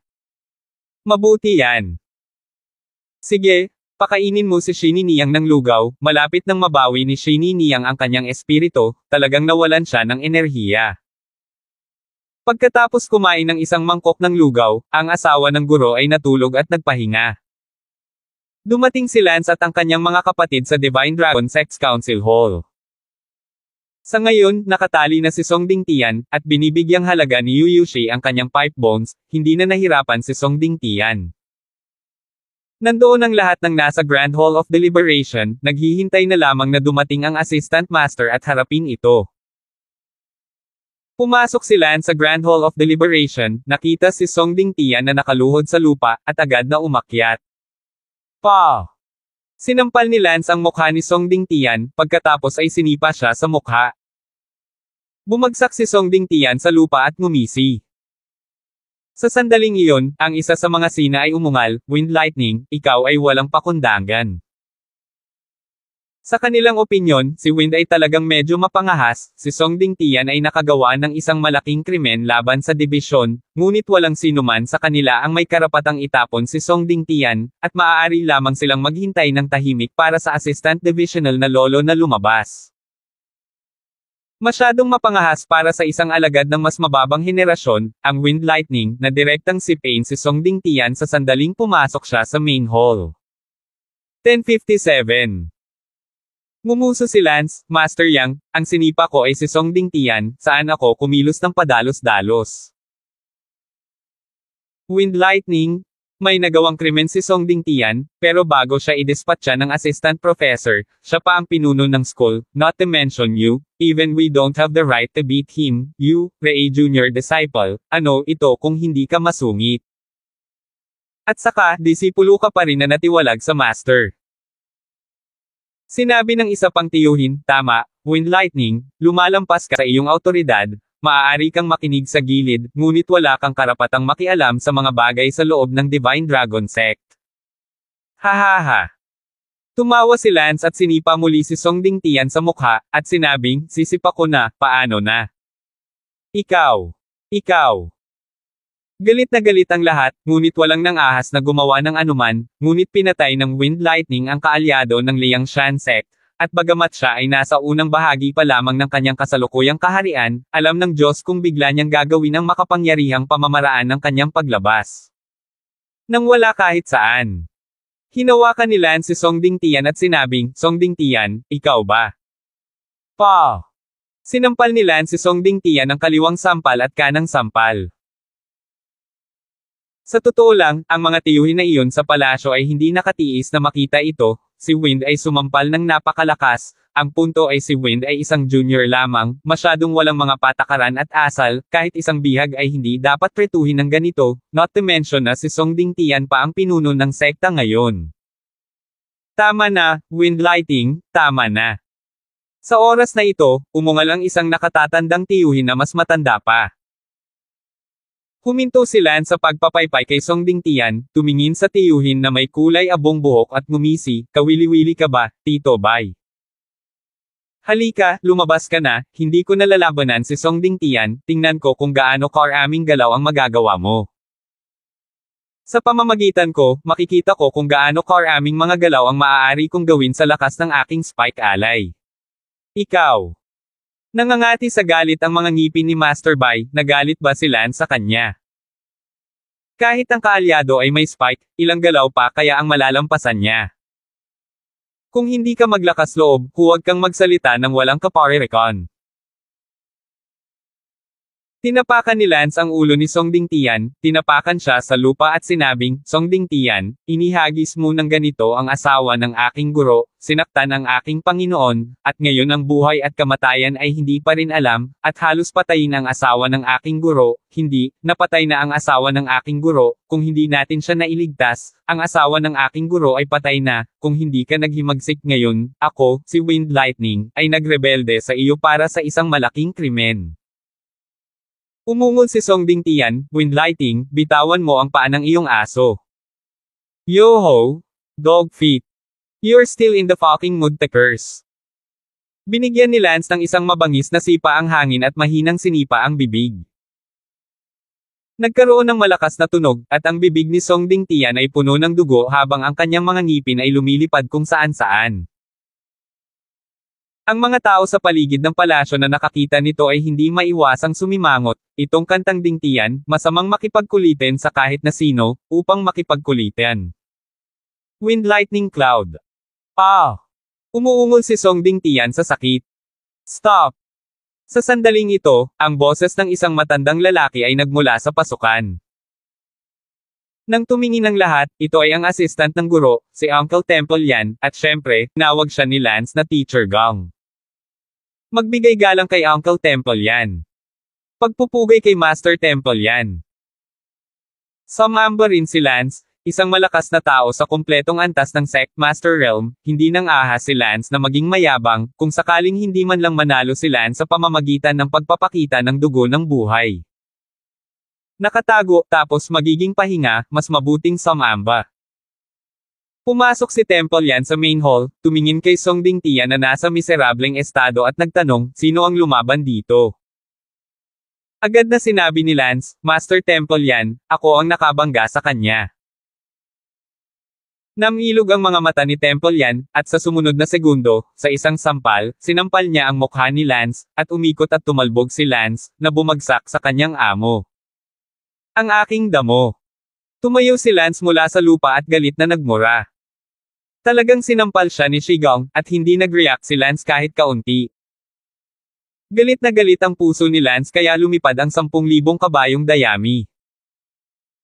Hindi nakakagulat na sinampal si Lance nang wala man lang siyang oras para mag-react sa harap ng isang kumpletong master-level powerhouse. Gayunpaman, ang iba pang mga tiyuhin at guro sa pangunahing bulwagan ay tuwang-tuwa nang makita si Lance na sinampal ng assistant professor, dahil naramdaman nilang lahat ngayon na si Lance ay naging napakawalang ingat sa pagbugbog kay Song Dingtian ng kanyang mga nasasakupan. Bagamat si Song Dingtian ay na may suot na kasalanan, dapat na malaman na sila ay nasa parehong henerasyon ni Song Dingtian, at ang pagsampal ni Lance kay Song Dingtian ay hindi rin direktang nagparamdam sa kanila na hindi rin sila iginagalang. Paralyzed. Pinunasan ni Lance ang dugo sa gilid ng kanyang bibig at pinandilatan ang Temple yan. Matapos sampelan si Lance, hindi nilingon ni Temple yan si Lance at tumalikod upang maglakad sa tuktok ng main hall at umupo sa pinakamataas na upuan sa main hall ng deliberasyon. Sinabi ni Temple stern, lahat, sino ang magsasabi sa amin kung anong krimen ang ginawa ni Song Dingtian? Agad namang nagbigay ng kindat si Lance kay Uncle Yushi. Lumabas si Uncle Yushi at sinabing, sa pag-uulat sa Temple yan, si Song Dingtian ay ikinulong niya si Sina, buti na lang, matalino si Wind Lightning para hulaan ito at iniligtas ang buhay ni Sina sa pamamagitan ng pagpunta sa underground dungeon sa tamang oras upang iligtas siya. Tanong ni Temple yan, kung gayon, hindi namatay si Sina. Oo, hindi namatay si Sina. Dahil hindi siya namatay, kung gayon sino ang nagtali sa kanya? Natigilan si Yushi. Nang makita ni Lance ang ugali ng soberano ng templo, bigla niyang naramdaman na tila hindi maganda ang sitwasyon. Sa mga mata ni Lance, hindi maiiwasan ang pagkamatay ni Song Dingtian, ngunit hindi naman sa mata ng iba. Nagtanong si Temple yan, si Song Dingtian ang pinakamalakas at pinakamatalino sa iyong mga alagad, ang pinuno ng sekta na pinili natin para mamahala sa sekta, kahit nakagawa siya ng krimen, hindi siya dapat nakadina sa pipe bone at nakagapos at tinatratong parang bilanggo sa death row, kalagan mo siya kaagad. Agad na sinabi ni Lance, teka lang, Master Temple yan, natatakot ako na hindi ito maganda. Wind Lightning? Ito ay isang bagay sa loob ng Divine Dragon Sect, at ito ay isang high-level na usapin, kahit na bumalik ka na sa Divine Dragon Sect, hindi ang turn ng iyong lower level na mga disciples na makialam sa mga high-level na usapin. Ngumuso si Lance, Grandmaster, ang nasaktan ni Song Dingtian ay ang aking guro, at ang asawa ng aking guro, at sasabihin mong hindi ako maaaring makialam. Ang nangyari sa iyong amo ay isang aksidente, at hindi alam ni Song Dingtian na mangyayari iyon, bukod pa, walang tiyak na balita na siya ay patay na. At ang iyong amo ina, buhay pa siya ngayon. Nakakatawa, 1 taon nang nakakulong ang asawa ng aking guro, at kung anong uri ng pagpapahirap ang ginawa sa kanya, at hindi mo ito pinansin. Huwag mag-alala, ang Divine Dragon Sect ay palaging patas at mahigpit, hindi nito papakawalan ang sinumang bilanggo, at tungkol sa pagkakakulong ni Song Dingtian kay Sina, tiyak na magkakaroon ng paliwanag para sa lahat. Bullshit na paliwanag, kung gusto mo ng paliwanag, putulin mo ang ulo ni Song Dingtian. Sabi ni Lance na may dagandong. Kumunot ang noo ni Temple Yan Master at sinabing, Wind Lightning, hindi mo naman turn na maging bastos dito, kung manggugulo ka ulit, huwag mo akong sisihin sa pagsampal sa iyo ulit. Ikaw. Galit na galit si Lance. Gayunpaman, para sa bagay na ito upang simulan ang Lifeblood Hidden, ito ay hindi katumbas ng halaga, hindi pa banggitin, hindi pa alam kung ang lakas ay maaaring talunin ang Zhangxi Realm Perfection pagkatapos simulan ang Lifeblood Hidden, kung sakaling hindi ito matalo. Ang Zhangxi Perfection, hindi ba ito ay 100 beses na mas mahusay, mas mahalaga, Lifeblood Hidden ay ilang 10 segundo lamang, gamit ang ilang 10 segundo upang iligtas ang iyong buhay upang labanan ang isang malakas na Zhangxi Perfection, gaano ito katanga, isang pantay na tagmang labanan, wala pang ilang minuto hanggang ilang 10 minuto, kung ano ang maaaring itaas ng ilang 10 segundo. Hindi na nagsalita si Lance, ngunit gusto niyang makita kung ano ang soberano ng templo, kung ano ang gusto niyang gawin kay Songding Tian. 11:58 Sinabi ng templo, pribado na ikinulong ni Songding Tian ang asawa ng kanyang nakababatang kapatid, ngunit ang pagkukulang sa kabilang panig ay hindi nangyari ang anumang malaking pinsala, at ang Divine Dragon Skull ay dapat na walang ulo, kaya, ang espesyal na parusa na si Songding Tian ay humarap sa dingding sa loob ng 3 taon, magandang introspection, harapin ang pader nitong 3 taon, ang pinuno ng posisyon na mayroon tayong dilaw na Oriole Chi sa lugar. May bulungan sa bulwagan, walang nagsabi na unfair o patas, lahat ay tila pinag-uusapan o inaasahan lang, hindi gaanong nagulat. At gayon paman, nagagalit si Lance. Tutol ako, tumututol ako. Sigaw ni Lance. Wind Lightning, ano ba ang tinututulan mo? Ibinilanggo ni Songding Tian ang asawa ng aking guro, inusig ang aking Panginoon, at sinubukan kaming patayin sa bilangguan sa langit, at pinarusahan mo siya ng husto sa pagharap niya sa pader sa loob ng 3 taon, at hindi mo man lang kinansela ang posisyon ng punong guro, ay may mas mabisa pa ba sa mundong ito? Kung gayon, sa iyong opinyon, paano dapat parusahan si Songding Tian? Tanong ni Temple Yan. Sinabi ni Lance, patayin siya. Hey! Isang malamig na tawa ang ibinigay ni Temple Stern. Kahit na hindi mo siya patayin, dapat mong lampoin ang kanyang martial arts, sirain ang kanyang mga meridian, at ikulong siya sa heavenly prison para sa isa pang 20 taon. Wind Lighting? Wala kang pasok dito, bumaba ka. Sabi ni Temple Yan, wala nang marinig. Ano? Sa tingin ba ng Temple Sovereign na masama akong payo? Masyado bang seryoso? Galit na galit ni Lance. Wind Lightning, hindi nalagay sa panganib ni Songding Tian ang kaligtasan ng sekta para maparusahan ng ganito kabigat. Isa siyang future assistant sa sect, at inaasahang mamumuno siya sa Divine Dragon Sect sa hinaharap, paano mo nalang i-scrap? Siya. I see. You guys are not planning to punish Songding Tian at all. Yeah, my master and senior teacher's wife combined are not as important as a single Songding Tian. Okay, I understand. Since that's the case, then, you guys can deal with him as you like. Balang araw, maghihiganti ako kay Songding Tian sa sarili kong paraan, hintayin mo lang ako. Wind Lighting, huminto ka dyan. Sigaw ni Temple Yan. Ano? Oo. Wind Lightning, I advise you to let go of your hatred. You shouldn't have hatred with the Divine Dragon Sect, it's not good for you. Kapaki-pakinabang man o hindi, malalaman natin mamaya, ngayon ay hindi mo pinapansin ang mukha ko para kay Songding Tian, at huwag mong asahan na balang araw ay bibigyan kita ng mukha. Nagsasalita na parang magiging makapangyarihan ka sa hinaharap. Ngumisi si Temple Yan. Pagkatapos ay makikita natin. Teka, muling sigaw ng Temple Stern. Utot ka. Sabi ni Lance. Windy, napakasungit mo sa akin, naniniwala ka bang kaya kitang barilin ngayon? Alam ko na parang may teknik ka na nagsasakripisyo ng husto at mabilis na lumakas ang lakas mo, pero kahit na gumamit ka ng martial art na iyon. Baka hindi mo ako mapapanalo, at kung masungit ka na naman sa akin, huwag mo akong sisihin sa pagiging masungit.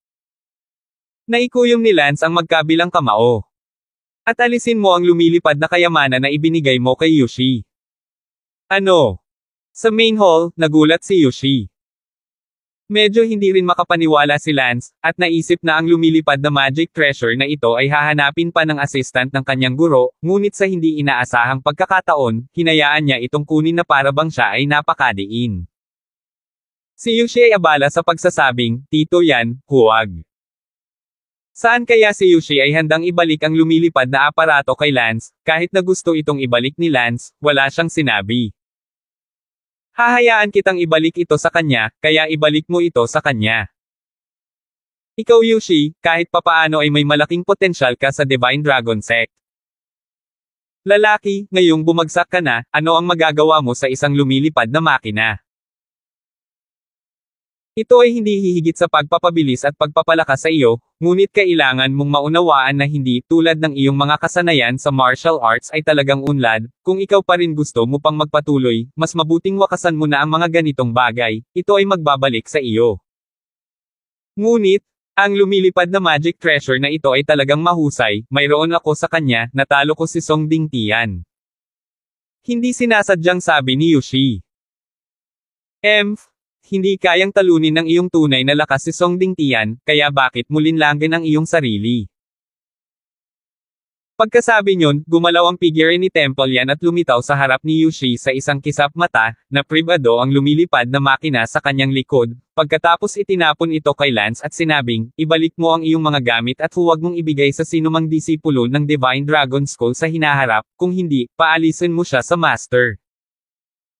Kinuha ni Lance ang lumilipad na aparato at lumakad palayo, si Yushi ay may itim na mukha at labis na nanlulumo. Sinabi ni Temple Yan sa lahat ng nasa pangunahing bulwagan, "Sana ay naiintindihan ninyong lahat na ang pangunahing layunin natin ngayon ay upang linangin ang mas mataas na antas ng martial arts upang pumunta, kapag nilinang natin sa isang mas malakas na larangan ng martial arts, tayo ay magiging tunay na matatag, huwag umasa sa anumang panlabas na bagay." Oo, Tio. Kinabukasan, nagising ang asawa ng guro ni Lance, agad na bumuti ang kanyang espiritu. "Tita Sina, gising ka na pala. Maangin." Nakaupo sa harap ng bintana, tumingin si Lance sa asawa ng kanyang guro at sinabi, "Narito ang alagad, ano ang utos ng asawa ng iyong guro? Wala pa bang narinig ang master mo?" "Hindi." Malungkot na ibinaba ni Sensei ang kanyang ulo. "Huwag kang mag-alala, sigurado akong magiging maayos si Tita Sina." Ang asawa ng guro ay nagtanong, kumusta na si Song Dingtian ngayon? Ano ang ginawa sa kanya ng guro? Umiling si Lance at sinabing, "Kahapon, lumabas ang soberano ng templo upang pamunuan ang pulong at pinarusahan lamang si Song Dingtian na humarap sa pader sa loob ng 3 taon. Ang asawa ng guro ay nagdikit ang kanyang mga ngipin, "Ginato pa nga tayo ng Divine Dragon Sect." "Tita Sina, nabalitaan ko na ang Panginoon ni Song Dingtian, isa sa mga katulong, ay isang malakas at kumpletong master, kasama niya rito, paano niya mapaparusahan si Song Dingtian?" Tumango si Sina, ang pangalan ng master ni Song Dingtian ay Zuyong, isa siya sa Ancestor Perfection ng Divine Dragon Sect, kaya lang, ito lang ang inaasahan, kasama si Zuyong dito, imposible para sa Divine Dragon Sect na talagang gawin ang anumang bagay. Song Dingtian, ang tanging dapat sisihin ay ang pagkamatay ng sariling amo ng iyong amo. Kung hindi, hindi ka mabubuli ngayon. Kumuha si Lance ng tuwalya at pinunasan ang mga luha ng kanyang Panginoon, at sinabing, "Huwag kang mag-alala, guro, isang araw ay ipaunawa sa kanila ng disipulo kung ano ang bullying. Hindi pa huli para sa isang Ginoo na maghayganti sa loob ng 10 taon. Tumingin si Sina kay Lance nang may kaluwagan at sinabing, "Mabuti, kayong mga kapatid, dapat ninyo akong ipaglaban ng inyong amo para sa inyong galit." "Oo nga pala, Tita Sina, dahil nagising ka na, maghanda na tayo sa pag-alis bukas." "Aalis? Para saan?" "Madam, nagtayo ako ng sarili kong sekta, na tinatawag na Endless Gate, at sinabi ko na sa mga kapatid ko na lahat sila ay handang sumama sa akin sa Endless Gate at ayaw nilang manatili sa Divine Dragon Sect. Bunibuli tayo ng Divine Dragon Sect, walang saysay na manatili pa." Gulat na sabi ni Sina, "Nagtayo ka na ng sarili mong sekta. Hindi ito biro ah." "Syempre hindi biro, seryoso ako, gumawa ako ng sarili kong martial art, na tinatawag na Endless Technique, na higit pa sa Descending Dragon Sword Technique ng founding ancestor ng Divine Dragon School noon, kaya naniniwala ako na ang Endless Gate ay tiyak na uunlad sa hinaharap. Gayunpaman, walang lupain sa Jiangho na ito para magtayo ka ng sarili mong tarangkahan, kaya saan mo itinatatag ang iyong sekta?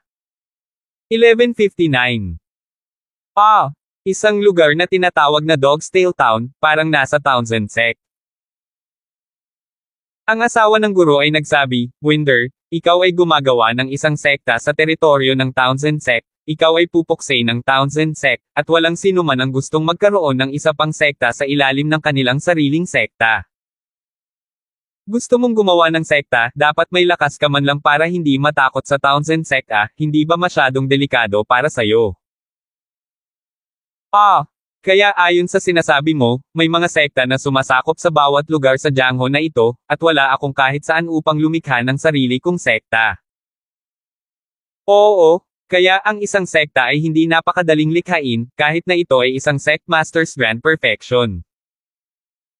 At saka, kahit na sinong ancestral master perfection ang malakas, nakatutok na sila sa mas mataas na antas ng martial arts at hindi mag-aaksaya ng kanilang oras sa paglikha ng isang sekta sa lahat.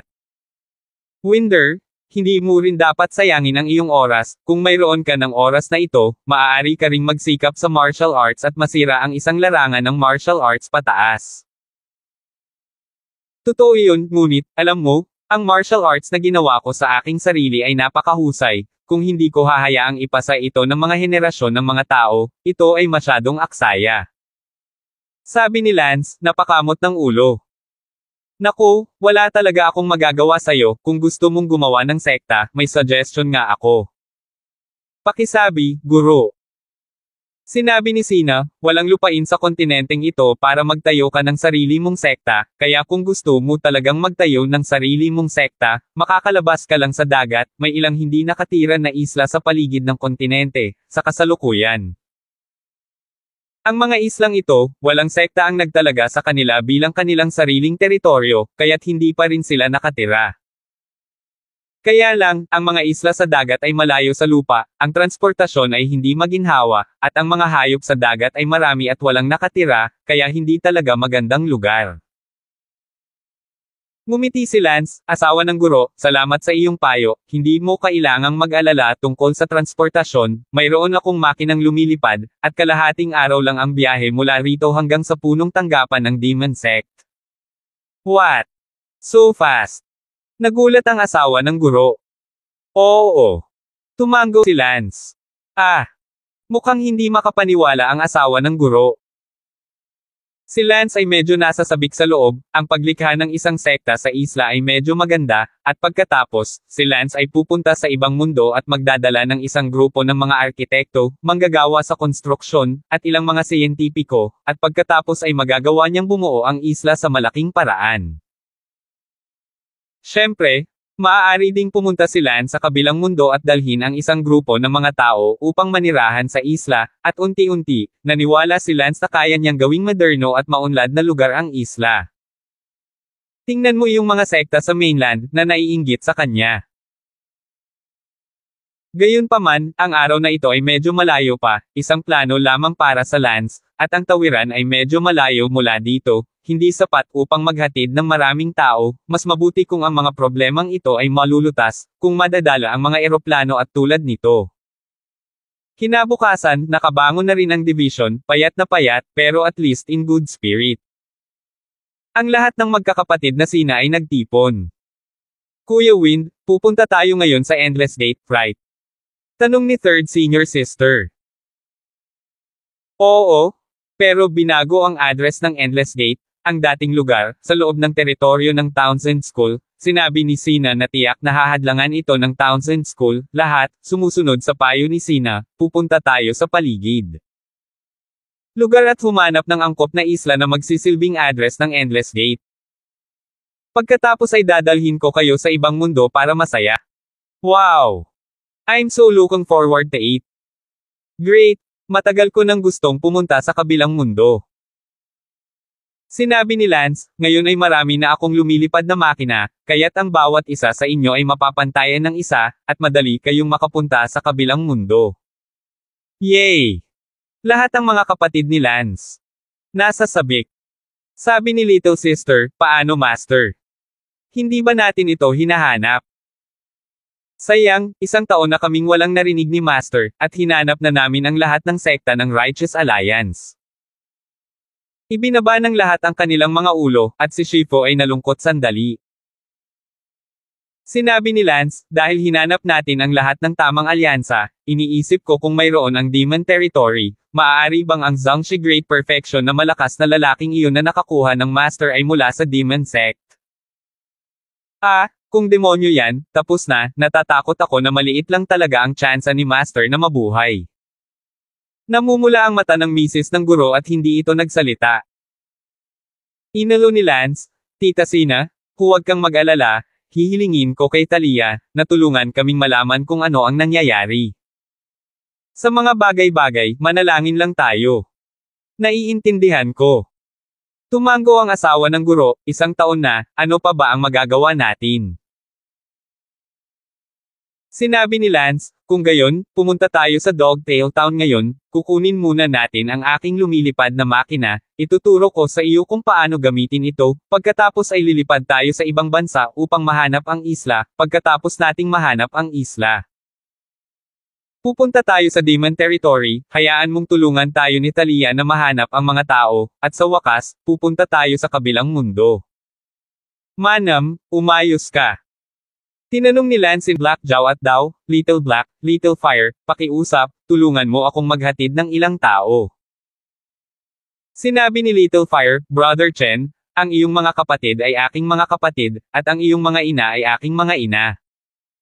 Hehe, kung ganoon ay huwag kang mahaba-haba.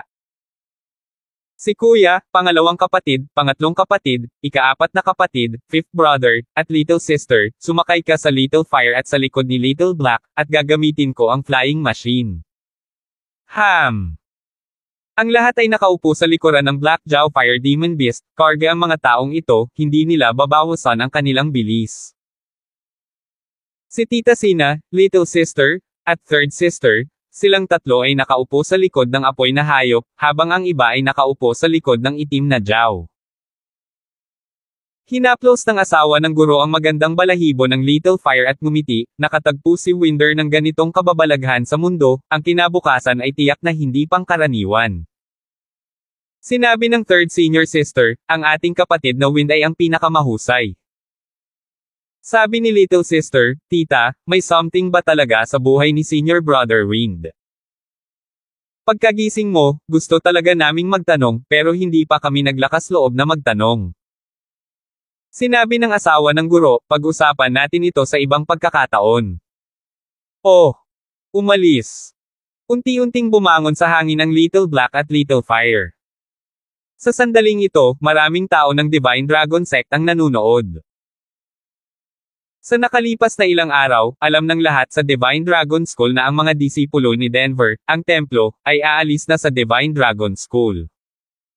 Lahat ay humihikbi at nagbubuntong hininga. Ngayon, nakita namin sa wakas na aalis na ang malaking grupo nila. Ang asawa ng guro ay nakaupo sa likod ng isang maliit na apoy, na tinatanaw ang mga gusali ng Divine Dragon School sa ibaba, at nawawala ng katiyakan sa loob, siya ay nanirahan dito sa loob ng mga dekada, at ngayon ay magpapalim na siya sa lugar na ito. Ngunit hindi siya nakadikit dito, at kinaiinisan pa niya ito. Bye-bye. Ikinawi ni second senior brother ang kanyang kamay sa lupa, ang iba pang mga disipulo ng kanyang mga tiyuhin. Sinabi ni Kuya, Palm, Divine Dragon Sect, hindi ako ang nag-iwan sa iyo, ikaw ang nag-iwan sa akin. Sekta at pilitin kami palabas. Palm. Tumingin si Little Sister sa lugar kung saan lumaki ang Divine Dragon Sect, at isang mahinang pakiramdam ng kalungkutan ang naruroon din sa loob niya. 1160. Lumipad sa himpapawid si Lance kasama ang kanyang lumilipad na makina sa kanyang likod at sinabi sa lahat, huwag manatili, ang luma ay hindi pupunta, ang bago ay hindi darating, walang lugar na matutuluyan dito, naniniwala ako. Mas magiging maganda ang bukas natin. Let's go! Sa pagsasabing iyon, dumating si Lance upang manguna, kasama ang Little Black at Little Fire na sumusunod sa likod, at hindi nagtagal ay nawala sa malayo sa kalangitan. Sa lupain ng Divine Dragon Sect, gayunpaman, maraming mga disipulo pati na rin ang kanilang mga tiyuhin at tiyuhin, ay nakatingin pa rin sa malayong kalangitan, at pagkatapos ay bumontong hininga sila, pinanood nila ang mga disipulo ni Denver, ang bulwagan ng mga disipulo, umalis, at may pakiramdam ng pagbibitiw at kalungkutan sa loob nila. Ngunit ano ang magagawa nila, tiyak na magkakaroon ng trade-off sa pagitan ni Song Dingtian at ng mga disipulo ng bulwagan ni Denver, at nang hindi itinapon si Song Dingtian, sila ay nakatakdang umalis. Good luck sa iyo! Sabi ng isang master uncle.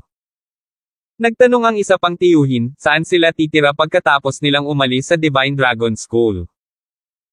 Narinig ko na gumawa sila ng bagong sekta, na tinatawag na parang Endless Gate. Haha, may nabuong bagong sekta. Medyo nakakatawa. Pero nagkaroon pa rin sila ng lakas ng loob na umalis sa Divine Dragon School at gumawa ng sarili nilang sekta. May lupa pa ba sa ilog na ito? Ang hirap intindihin, anyway, good luck sa kanila. Si Lance at ang iba pa ay lumipad sa kalangitan sa loob ng 2 oras, pagkatapos ay dumaong sa isang masukal na kagubatan sa bundok. Iyon mismo ang lugar kung saan tinamaan ni Lance ang Ancestor Realm. Wow! Ang bilis talaga, thirst. Namangha pa rin ang lahat sa bilis ng paglipad ni Little Fire at Little Black. Pagkalapag sa lupa, agad na nakita ni Sifo ang isang hamak na bahay na gawa sa kahoy sa hindi kalayuan, na may karatulang nakapako sa labas ng bahay na gawa sa kahoy na may nakasulat na Endless Gate. Windy, nandito ang address na orihinal mong hinahanap, tama? Opo ma'am, pero medyo sayang wala na po, dito po ako gumawa ng endless technique Oh, hindi mahalaga, ang lugar kung saan nilikha ng founding ancestor ng Divine Dragon Sect ang Descending Dragon Sword Technique ay hindi rin ang Divine Dragon Mountain, nabalitaan ko na nasa isang isla iyon sa isang lugar, at mayroon din siyang kaibigan na Black Jow. Sa simula, biglang sinabi ng guro, Winder, nakikinig sa iyo palaging binabanggit ang pamamaraan na ginawa mo sa iyong sarili, ang pamamaraan ba na iyong nilikha ay talagang malakas. Gusto mo bang makita ang asawa ng guro? Okay, Raiji, bigyan mo ako ng espada. Sensei right? Sabi ni Little Sister, Sensei, nagsisimula pa lang gumaling ang katawan mo. Ayos lang. Kinuha ng asawa ng guro ang espada at pagkatapos ay nakipag-away kay Lance. Si Tita Sina ay nasa gitnang yugto ng Ancestor Realm. Si Lance ay nasa maagang yugto ng Ancestor Realm. Sa sandaling kumilos si Xiniang, kinuha ni Lance ang kanyang espada. Natigilan doon ang asawa ng guro na parang hindi makapaniwala. Winder, ikaw ba talaga ang gumawa nito sa sarili mo? Siyempre, ano ang pakiramdam ng guro? Sus, masyadong unpredictable at pabago-bago. So, pinangalanan ko itong Endless Sword. Ang asawa ng guro ni Lance ay hindi mapakali sa loob ng mahabang panahon, masyadong malalim ang self-created sword technique ni Lance. Winder, ngayon ay naunawaan ko na sa wakas ang iyong pagnanais na ipasa ito sa mga panahon, sa katunayan, talagang isang kawalan sa mundo kung ang gayong Katanji tanging pamamaraan ng espada ay mawawala. Haha, si Shini sama ay labis na pinahahalagahan, ang pagkawala ay hindi gaanong kawalan, ang mundo ay walang katapusan, ang hinaharap ay puno ng mga henyo, at maaaring may iba pa na lumikha ng mas malakas na mga diskarte sa espada sa hinaharap. Sinabi ng asawa ng guro, Winder, iminumungkahi kung kunin mo ang martial art na ito. Ipasa ito sa lahat ng iyong mga kapatid. Kahit na hindi nila naiintindihan ang iyong martial daw, gamit ang banayad na pamamaraan ng espada na ito, tiyak na mas malakas ito kaysa sa Descending Dragon Sword Technique. Mabuti, iyon mismo ang ibig kong sabihin. Sinabi ng asawa ng guro sa mga kapatid ni Lance, huwag na kayong gumamit ng Descending Dragon Sword Technique mula ngayon, gamitin na lang ang Endless Sword Technique, trust me tama iyon. Mabuti. Noong nakaraan, noong hindi pa nakakapasok si Lance sa clan, noong hindi pa niya nagagawa ang Endless, bagamat naintindihan na niya ang kanyang martial Dao, ginamit pa rin ito ni Lance kasabay ng Descending Dragon Sword technique noon, at ganoon pa rin ang ginagawa ng mga kapatid ni Lance ngayon. Ngayong hiniling ni Tita Sina sa kanila na gamitin ito kasabay ng self-made Endless Sword technique ni Lance, magiging mas epektibo ito at patuloy na magagamit kahit na pumasok na sa clan, pero syempre, ibang kwento kung mas malakas pa ang self-made sword techniques nila after matching their own martial Dao after stepping into the clan. Inilabas ni Lance ang mga nakatagong lumilipad na makina, 49 sa kabuuan. Napakarami. Nagulat ang lahat nang makita ang napakaraming lumilipad na magic treasures, bagamat alam na nila na marami si Lance, ngunit iba ang pagkakita nito sa sarili nilang mga mata. Haha, sa totoo lang meron pa ako, hindi ko lang sila dinala dito, sa kabilang mundo. Tumawa ang asawa ng guro, akala ko noong una ay ito ay isang uri ng lumilipad na kayamanan na natitira sa sinaunang panahon, ngunit hindi pala. Syempre hindi. Hindi ko nagawang ipaliwanag sa iyo noon, ito ay isang teknolohikal na produkto. Ang bagay na ito ay nakakasira lang ng isang bingo at ito ay nawasak. Kung ito ay isang tunay na magic treasure, ito ay ganap na hindi masisira, mayroong mundo ng pagkakaiba. Lahat ay pasanin ito sa inyong mga balikat, tuturuan ko kayo kung paano gamitin ito. Sinabi ni Lance sa lahat, pagkatapos ng iilang lumilipad na makina, no. 4, no. 5, no. 6, no. 7, no. 8, no. 9, no.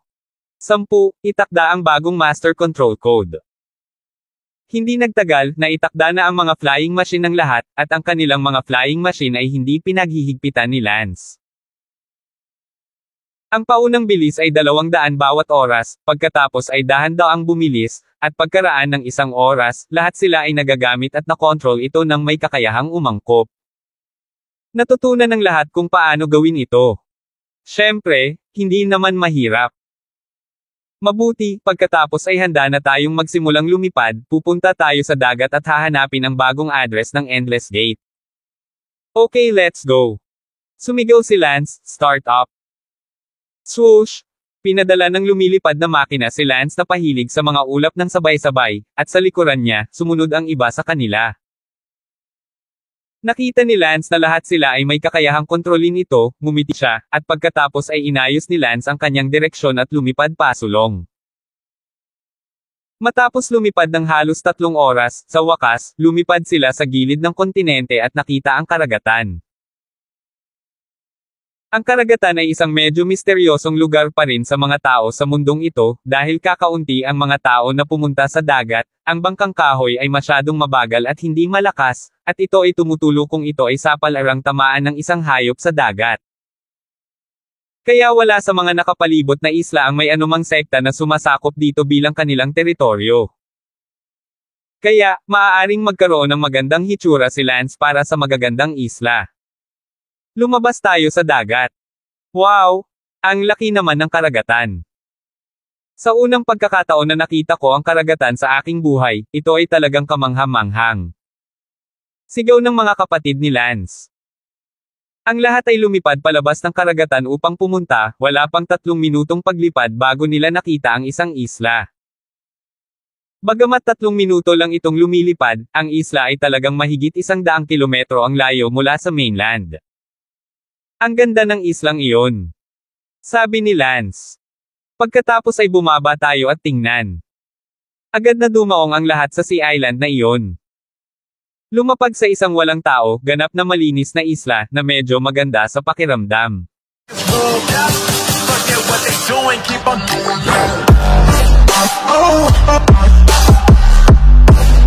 Oh,